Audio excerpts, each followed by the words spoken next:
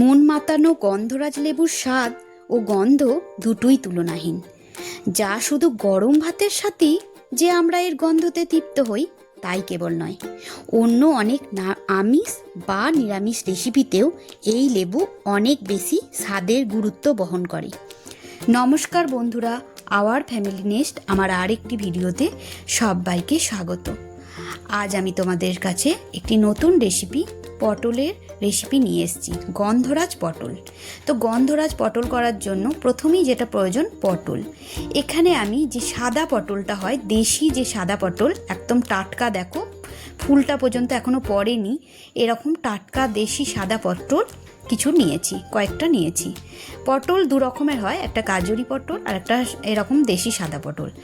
গন্ধরাজ পটল করার জন্য কিন্তু এরকম সাদা পটল নিতে হবে, তাহলে টেস্টটা কিন্তু অনেক গুণ বেড়ে যাবে। পটলগুলো দু দিকের মাথা আমি কেটে বাদ দিয়ে দিচ্ছি। প্রথমেই ভালো করে ধুয়ে পরিষ্কার করে নিলাম এভাবে কেটে। এবার খোসাটা হালকা করে ছাড়াবো। এখানে কিন্তু খুব বেশি ছাড়ানোর দরকার নেই, হালকা হালকা একটু খোসা থাকলে কি হয়, পটলের টেস্টটা কিন্তু আরও ভালো আসে।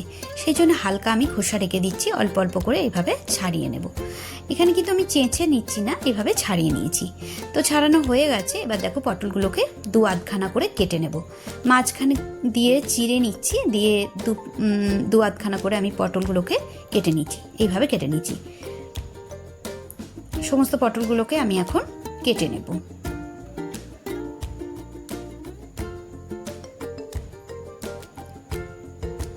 পটল সব কাটা হয়ে গেছে।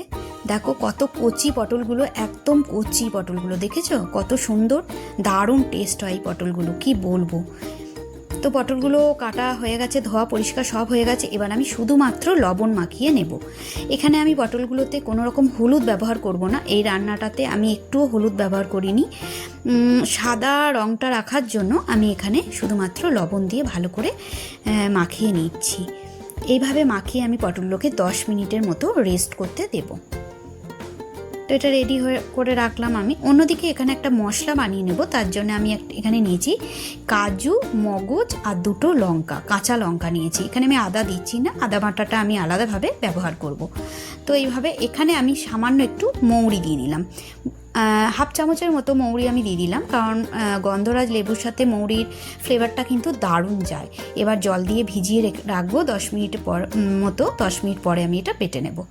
এবার একটা কড়াই বসিয়ে নিয়েছি, কড়াই দিয়ে দিয়েছি সাদা তেল। এখানে আমি সর্ষের তেলে রান্নাটা করব না, এটা করব সাদা তেলে। সাদা তেলে রান্নাটা করলেও কিন্তু টেস্ট কোনো হেরফের হবে না, খুব ভালো লাগবে খেতে। এখন পটলগুলোকে আমি দিয়ে দিচ্ছি তেলের মধ্যে, দিয়ে হালকা ফ্রাই করে নেব। পটলগুলো সমস্ত দিয়ে দিয়েছি, এবার হালকা ফ্রাই করে নিতে হবে। তো পটলগুলো গ্যাসটা কমিয়ে দিয়ে পটলগুলো যাতে একটু নরম হয়ে যায়, তার জন্য আমি একটা ঢাকা দিয়ে দেব। ঢাকা দিলাম। এবার 2 মিনিটের জন্য এটা আমি হতে দেব। 2 মিনিট পর ফিরে এলাম, আরও একটু নাড়াচাড়া করে নেব, নিয়ে আরও একবার আমি ঢাকা দিয়ে দেব।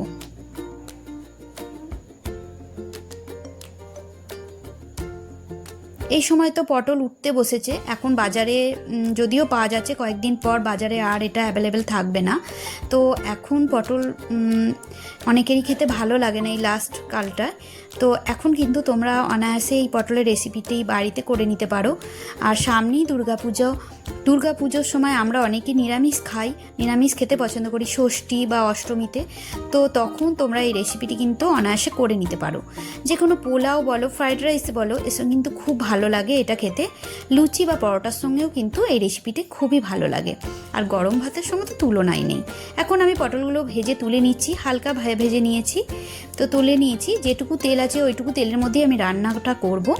এখন আমি দুটো শুকনো লঙ্কা দিয়ে দিলাম। লঙ্কা দুটো একটু লাল লাল করে ভেজে আমি তুলে রেখে দেবো। লঙ্কাটা কিন্তু আমি ফোড়নে দিচ্ছি না, এটা গার্নিশিংয়ের জন্য ব্যবহার করব। আর এই গন্ধটা পরে আমি যাতে থাকে, তার জন্য আমি শেষের দিকে এটা ব্যবহার করব। তো যেটুকু তেল আছে তার মধ্যে আমি একটা ফোড়ন দিয়ে দিচ্ছি। ফোড়নের জন্য এখানে দিচ্ছি গোটা গরম মশলা। এখানে আছে দুটো ছোট এলাচ, একটু দারচিনি, আর আছে লবঙ্গ। এখন আমি দুটো তেজপাতা দিয়ে দিলাম। ভালো করে একটু নাড়াচাড়া করে নেব, ফোড়নটার গন্ধ আসা অবধি অপেক্ষা করতে হবে। যখন গন্ধটা এসে যাবে তখন আমি দিয়ে দিচ্ছি আদা কাঁচা লঙ্কা বাটা। আদা কাঁচা লঙ্কা বাটাটা এখানে হাফ চামচের মতো দেবো, বেশি লাগবে না। দেখো এখন আমি তেল ছিটাতে লেগেছে, তো এখন আমি একটু ওই জন্য জল দিয়ে দিলাম, তেল ছিটাটা বন্ধ হয়ে গেল। তো এবার হালকা এটা নাড়াচাড়া করে নিলাম, একটু ফুটতে দেব। ফুটে উঠলে কাঁচা আদার যে কাঁচা গন্ধটা সেটা যখন চলে যাবে তখন যে কাজু মগজ মৌরি দিয়ে যে পেস্টটা আমি করে রেখেছিলাম সেটা দিয়ে দেব। এখানে ইচ্ছে হলে দই দেওয়া যেতে পারে, আমি দই ব্যবহার করিনি কারণ গন্ধরাজ লেবু নিজেই তো টক, তো টকের জন্য আর আমি কোনো দই ব্যবহার করছি না। এবার হালকা নাড়াচাড়া করে নিতে হবে। আমি মশলাটাতে কোনো জল দিচ্ছি না কারণ আগে আমি একটু জল দিয়ে রেখেছিলাম, যে বাটিটা ধোয়া জল ছিল সেটুকু দিয়ে দিলাম। আরও একবার নাড়াচাড়া করে নিচ্ছি ভালো করে।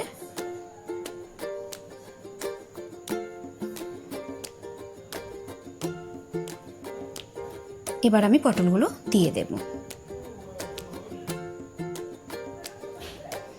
পটলগুলো দিয়ে বেশ কিছুক্ষণ নাড়াচাড়া করে নেব।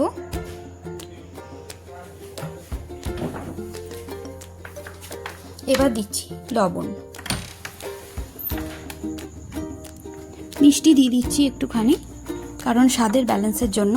আর এখানে যেহেতু কাজু পেস্ট দেওয়া আছে তার জন্য এটা একটু রান্নাটা মিষ্টি মিষ্টি হবে।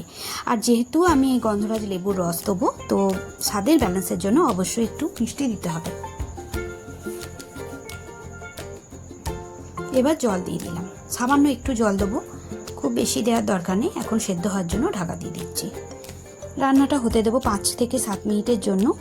দেখো জলটা অনেকটা শুকিয়ে গেছে আর পটলগুলো মোটামুটি সেদ্ধ হয়ে গেছে, রান্নাটা অনেকটাই এগিয়ে গেছে।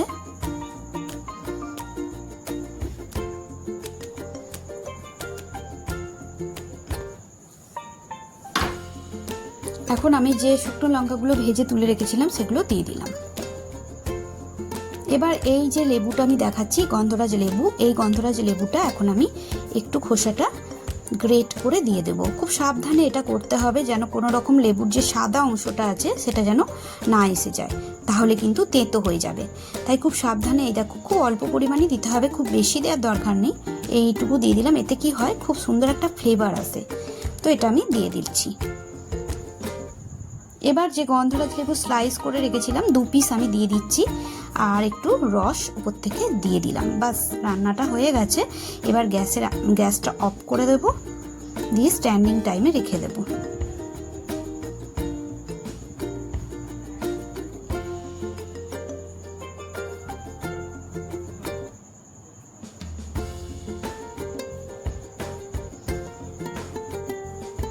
এবার ওপর থেকে ছড়িয়ে দিচ্ছি একটু শাহি গরম মশলার গুঁড়ো, ওপর থেকে একটু ছড়িয়ে দিলাম, দিয়ে ঢাকা দিয়ে স্ট্যান্ডিং টাইমে রেখে দেবো 5 মিনিটের জন্য। রান্নাটা আমার একদম কমপ্লিট, গরম ভাতের সঙ্গে পরিবেশন করে নেব। তো বন্ধুরা তোমাদের কেমন লাগলো অবশ্যই আমাকে লাইক এবং কমেন্ট করে জানিও। আর আমার চ্যানেলে নতুন বন্ধু হয়ে এলে অবশ্যই আমার চ্যানেলটিকে সাবস্ক্রাইব করে নেওয়ার অনুরোধ রইল। পাশের বেল আইডিটি অবশ্যই প্রেস করে দিও, তাহলে কিন্তু সমস্ত রান্নার নোটিফিকেশান সবার আগে তোমাদের কাছে পৌঁছে যাবে। তো বন্ধুরা এতক্ষণ ধরে ধৈর্য ধরে আমার এই রেসিপিটি দেখার জন্য তোমাদের অনেক অনেক ধন্যবাদ। আবার দেখা হবে অন্য কোনো একটা ভিডিওতে অন্য একটা রেসিপি নিয়ে। ততক্ষণ পর্যন্ত সবাই ভালো থেকো, সুস্থ থেকো। আজ তাহলে এই পর্যন্ত।